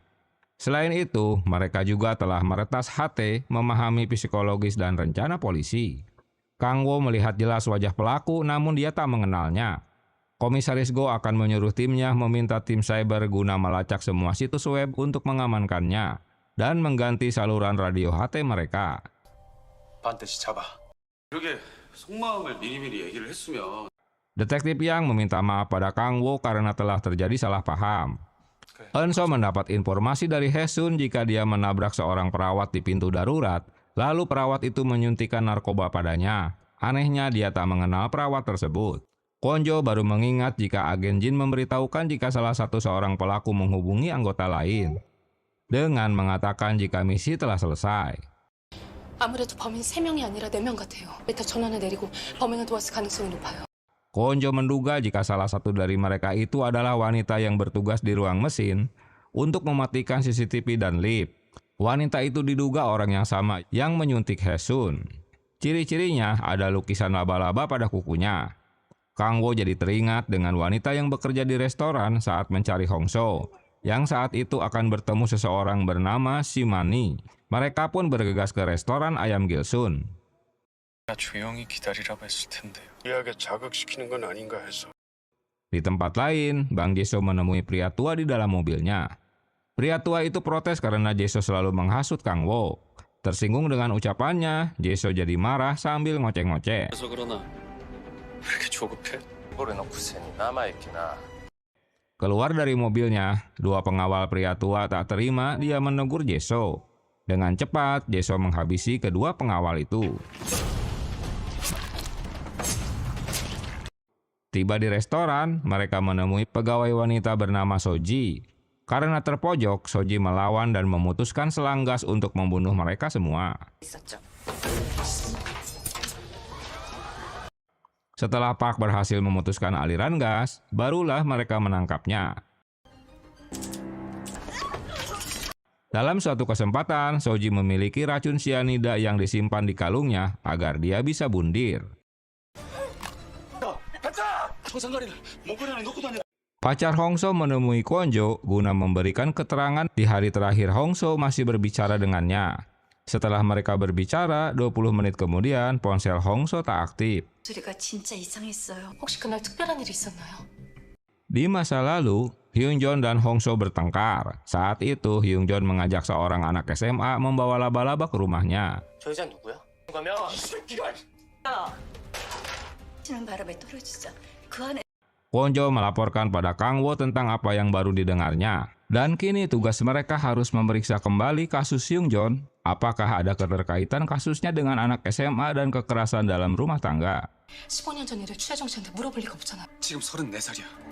Setelah memeriksanya, ternyata ada kasus dari anak SMA tersebut yang sedang dianiaya ibunya sendiri dengan dalih harus membuang ruh jahat yang mengutuk di tubuh anaknya. 팬티만 입힌 채 무릎 꿇려놓고 뜨거운 물을 끼얹고 얼굴에 화상을 입었다고 기록돼 있어요. Hingga ibunya dipenjara karena kasus tersebut. Namun anehnya, anaknya selalu membela ibunya. Jika benar semua ini, maka membunuh merupakan keharusan. Waduh. 방재수 위치 추적하고 무슨 일 하는지 알아봐. Kini Kwon-jo mendapati anak SMA itu sebagai Bang Jae-soo. Setelah menyelidikinya, ternyata dia seorang polisi pantai yang tinggal di apartemen Arrow. Pria itu juga yang pernah berbicara dengannya. Tak buang waktu, Kang Wo bergegas ke apartemennya dan Kwon-jo mengumumkan kode zero untuk menangkap pelaku pembunuhan berantai bernama Bang Jae-soo. 실종된 나홍수 강력대장을 비롯한 부디 철저한 수색 바랍니다. Tiba di lokasi, mereka menyisir rumah Jae-soo, tapi tak menemukan apapun. Beberapa saat kemudian, lantai basement terbakar, mereka menemukan kulbok yang dicari.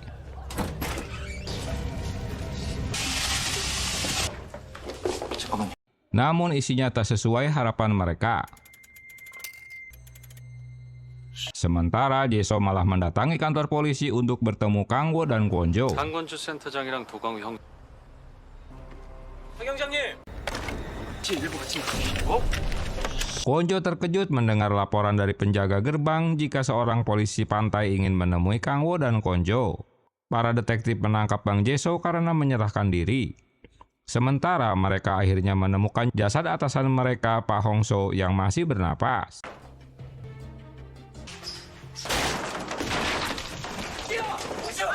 Sesaat kemudian, Kwon-jo menemuinya dan Jae-soo pun ditangkap. 긴급체포해! 네, 수상의 교사 등으로 긴급 체포합니다. 방재수 집 지하창고 벽에서 발견됐다. Ternyata saat itu, setelah membunuh kedua pengawalnya, Jae-soo berbicara lagi dengan pria tua jika mereka harus bersiap-siap menghadapi rencana selanjutnya. 3년 전 사건은 재판 관련자들을 살해한 거다. 3 tahun lalu, Jae-soo membunuh polisi yang menangkap ibunya karena melakukan kekerasan terhadap anak.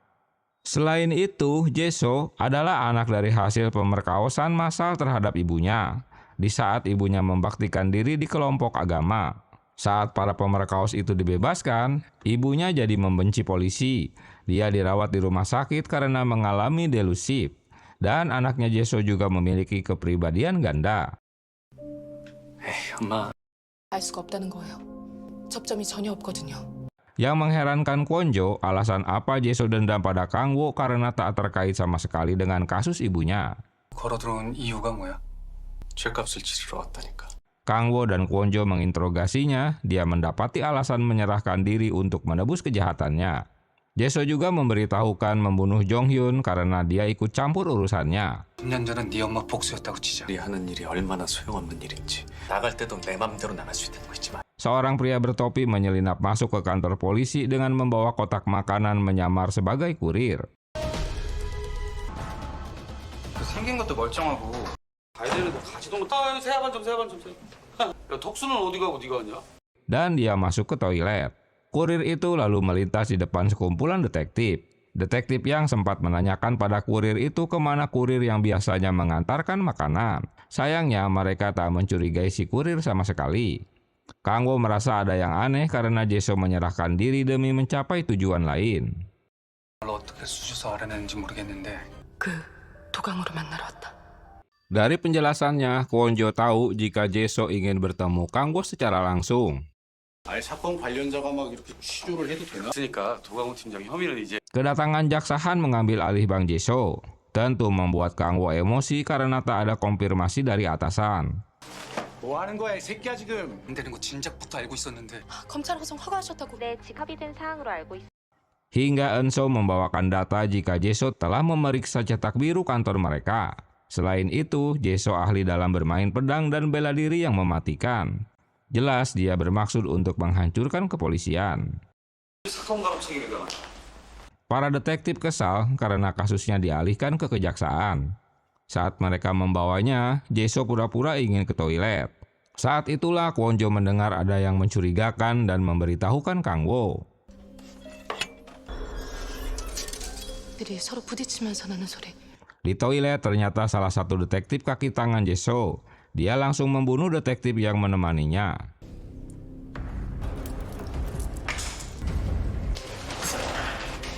Tapi ironisnya detektif itu juga dibunuh Jae-soo karena dianggap sudah tak dibutuhkan lagi. Lalu satu persatu detektif itu dibunuh di markas besar kantor polisi. Hingga Jae-soo berhasil kabur.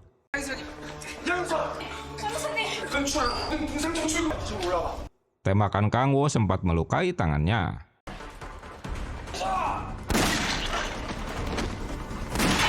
Berita kaburnya Jae-soo saat akan dipindahkan ke kejaksaan tentu jadi viral di televisi.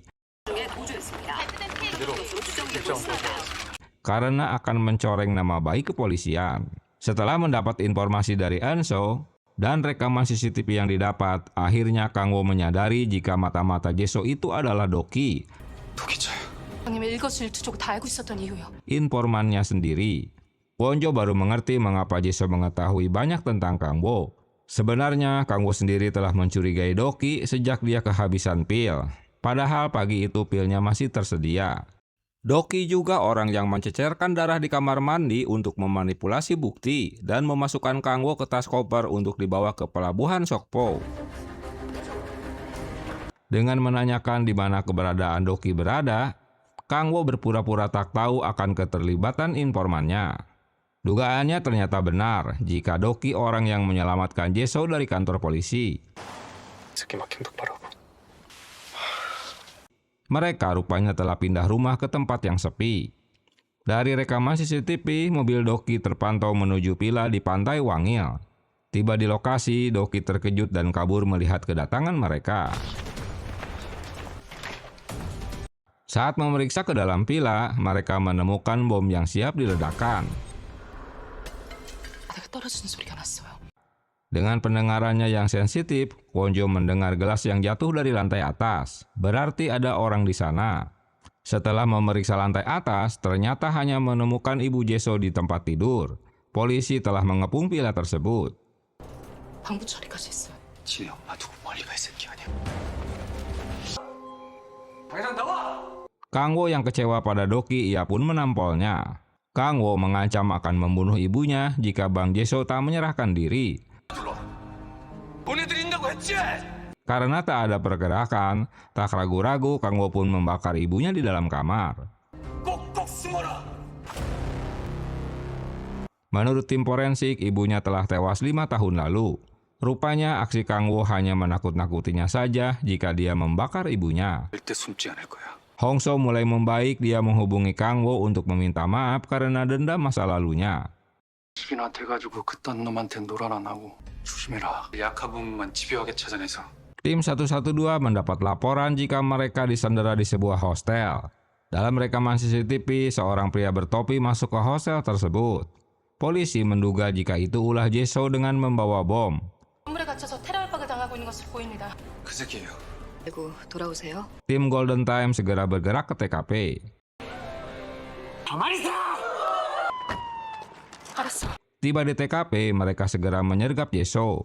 Reporter melaporkan jika penghuni hostel diduga sebanyak 80 orang yang harus diselamatkan. 유력한 용의자 방재수는 협상 의지를 보이지 않으며 Saat ditangkap, pelakunya ternyata bukan Jae-soo.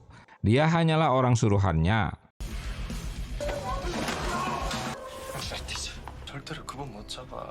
Karena masih ditemukan bom lainnya yang masih aktif, maka para penghuni terpaksa dievakuasi. 폭발력이 강한 폭탄입니다. 분명히 더 있을 거예요. Dengan kejeliannya, Kang Wo mengetahui jika ada rekaman CCTV yang dipasang bukan dari hostel. Sesaat kemudian, Jae-soo menghubungi Kang Wo untuk memberitahukan jika masih ada satu bom lagi yang belum ditemukan. 혹시 우리 도강호 팀장님 폭탄 하나가 더 있는데. Kang Wo merasa diejek karena Jae-soo mengamati di gedung seberang. Sebelum menangkapnya, Kwon-jo diberitahukan jika dia akan menangkap Jae-soo. 지금까지 우릴 지켜보고 있었어. Kali ini Jae-soo tak kabur lagi karena dia berniat membunuh Kang Wo. Tak butuh waktu lama, Kang Wo pun dapat ditaklukkan.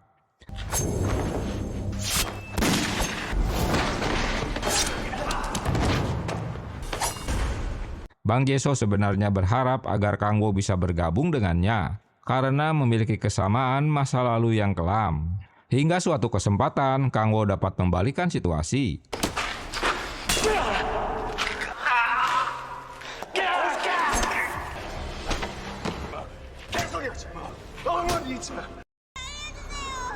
Tapi rupanya Jae-soo sengaja memasang perangkap di hostel itu jika masih ada satu bocah yang masih berada di dalam.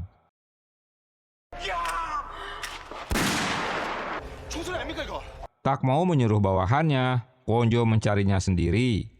Ternyata itu jebakan bom yang siap meledak di saat ponsel itu diambil. 나는 오늘도